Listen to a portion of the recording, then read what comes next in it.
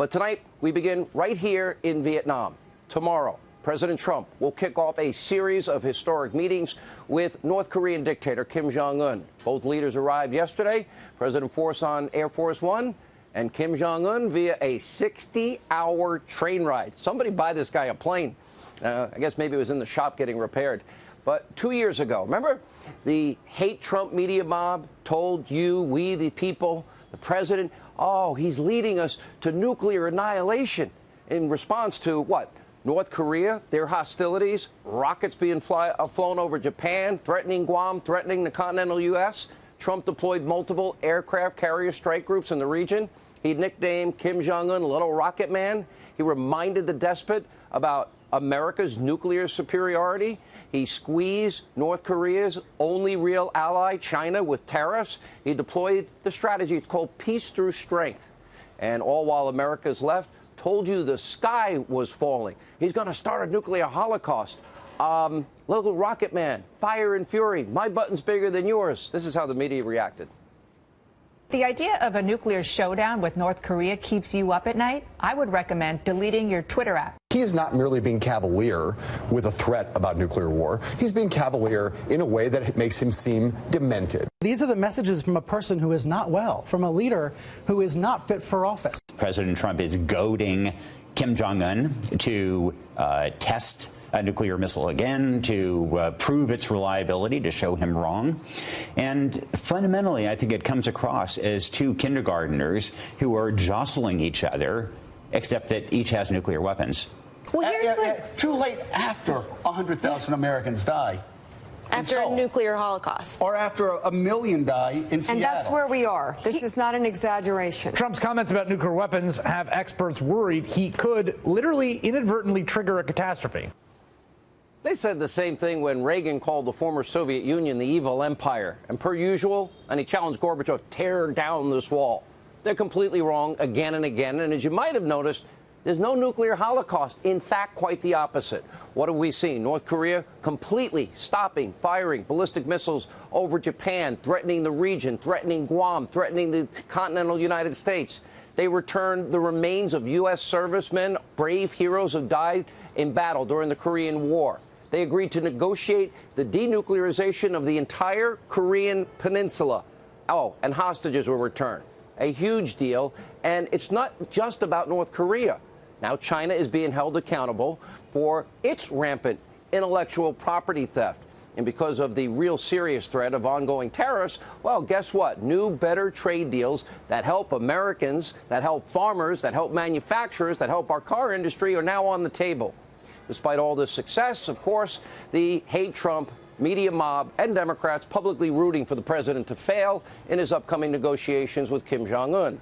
We have 8 U.S. senators, this is a joke, releasing an open letter to the president, bashing him for his diplomatic efforts, insinuating our president is a liar. Well, let's look at the hate Trump media mob's obsession with a months-old statement from the president, that he and Kim fell in love during their first encounter. Okay, let me translate this for anyone in the media who's too stupid to figure it out on their own, who never left the comforts of their little TV studios that are way overpaid. The president developed a beneficial working relationship with someone we're trying to negotiate with. By the way, if we can stop North Korea from threatening the entire region, that would be a good thing. That's when nuclear annihilation is just a button away if we don't fix it. So let's face it. Here's the sad reality. We have the left in this country, Democrats, mainstream media. They don't obviously want the president to succeed, not just on this issue. Even when the safety and security of the American people is on the line, this is sick. Their psychotic hatred of this president is more important to them than the well-being of South Koreans, the entire region, and Americans. Now, if that wasn't the case, remember, they would fund the wall on the southern border like they were willing to do in Obama's second term. But if Trump's doing it, it's immoral. If that wasn't the case, they could not have tried to ruin Judge Kavanaugh's life, smear, slander, besmirchment during their botched attempt to block his nomination. If that wasn't the case, they would not have voted against the Born Alive bill, which would have protected living infants who survived a botched abortion. Really? pretty heartless. And all the Democratic presidential candidates in the Senate voted against this bill, all of them. Now, that brings us to tonight's Hannity history lesson. While the left is actively rooting against President Trump because that then gets in the way of their desire for power, well, their own track record in foreign policy has been an absolute disgrace. Frankly, an utter failure. Their failed strategy can be summed up with two words: international bribery. If only we suck up to dictators and pay them money, maybe they'll like us. 1994, then President Bill Clinton bragging about giving North Korea the world in exchange for just a promise not to build a nuke. Didn't last long. Take a look. This is a good deal for the United States. North Korea will freeze and then dismantle its nuclear program. South Korea and our other allies will be better protected.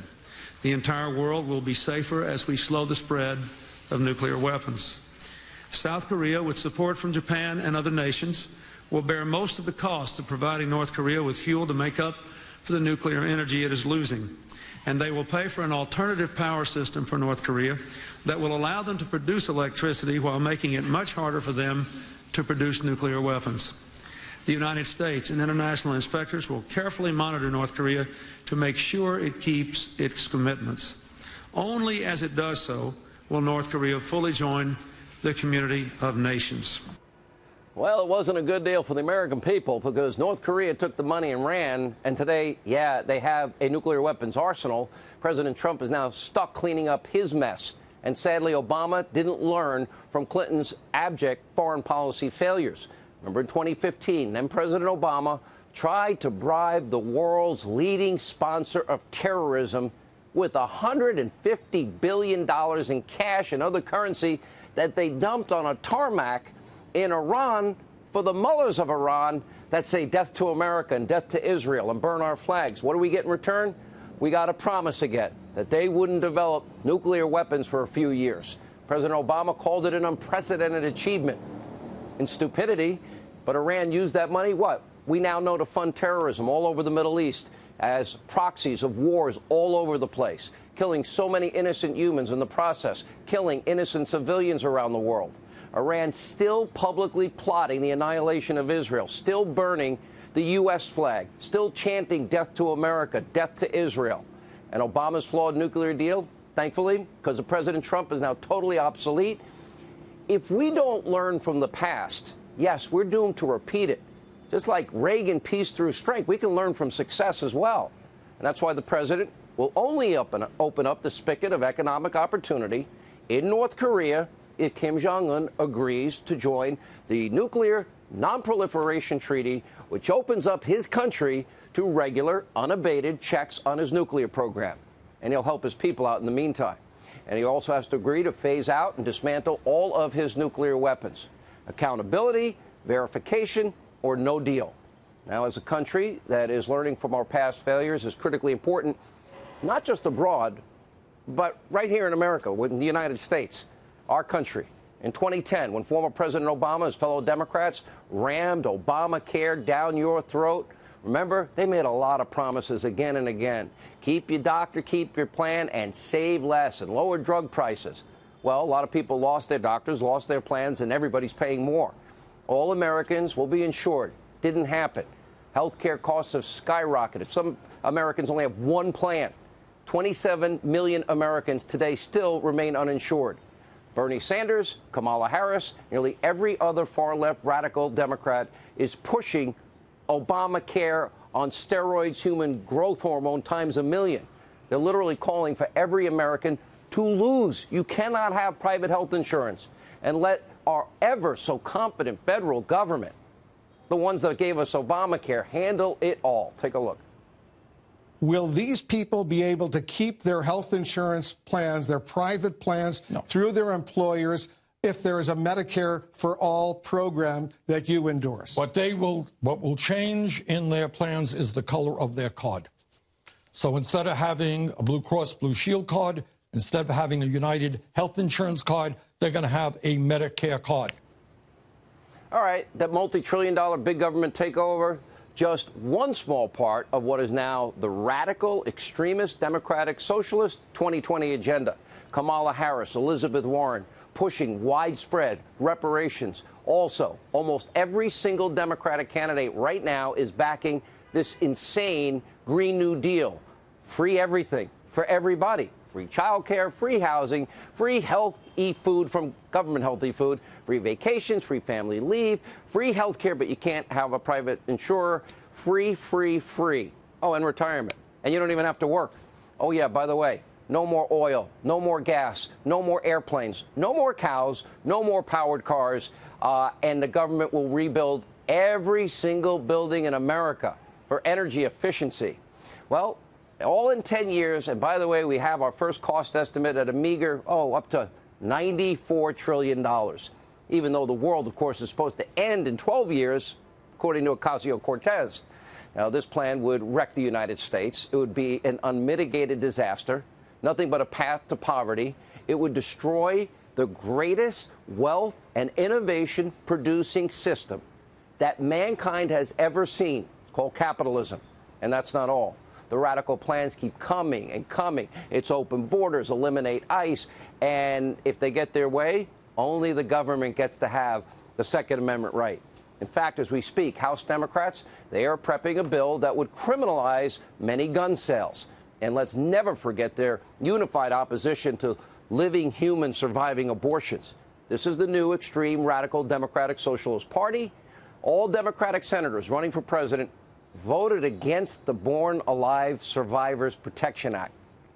Wow, the most innocent among us. If our government doesn't protect babies living on their own, what's the point? All of these radical plans, they have one common theme: government power. Democrats want to bribe you, we, the American people. They want to take away all of your fear, convince you that giving up basic fundamental rights in exchange for security, lofty government promises, everything. Now, it's time tonight we call on everyone in America. Learn from history. Bribing dictators and kissing up to them never works.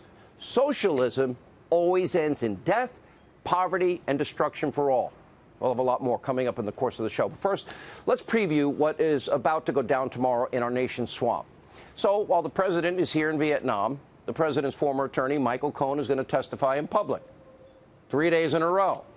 1, 2, 3. Okay? Tomorrow's the only public one before the House Oversight Committee. He's going to be grilled by some of the worst Trump haters like Ocasio-Cortez, Congresswoman Tlaib, and others. Now, keep in mind, among other issues, Michael Cohen did plead guilty, lying to Congress. Wasn't long ago that prominent Democrats hated Michael Cohen, called him out repeatedly for being a liar. Now they're his best friend. Take a look. As far as Michael Cohen's credibility, Rudy Giuliani described him as a proven liar. I think that Michael Cohen, Rudy Giuliani, and Donald Trump have about the same amount of credibility. They all use, at best, situational ethics, but probably more likely they just lie constantly.